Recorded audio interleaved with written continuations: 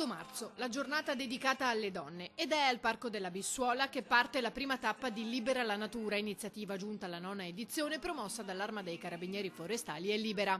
Oggi con la staffetta vogliamo ricordare tutte le vittime, tutte le donne e qui in particolare le vittime della violenza criminale mafiosa. Tante donne, mamme, figlie che sono state uccise. Una memoria viva, una memoria che deve tradursi sempre in responsabilità e in impegno. Non è un evento, non è una giornata, ma deve essere una responsabilità e un impegno 365 giorni all'anno. All'evento, uno dei passi verso la 24ª giornata della memoria in ricordo delle vittime delle mafie il 21 marzo, hanno preso parte 150 studenti delle scuole del territorio. Presente anche la campionessa di salto in alto, Elena Vallorti Gara.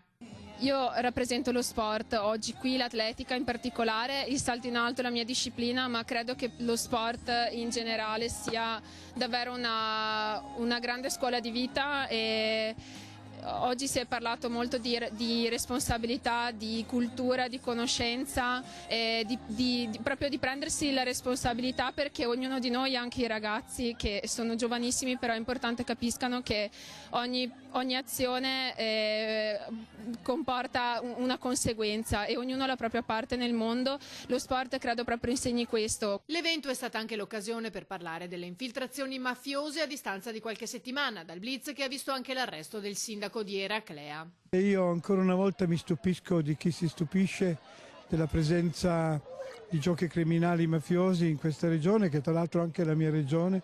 Io sono un veneto, sono orgoglioso di essere veneto, questo non toglie il dovere di far emergere le cose belle e positive che ci sono, ma anche le fragilità.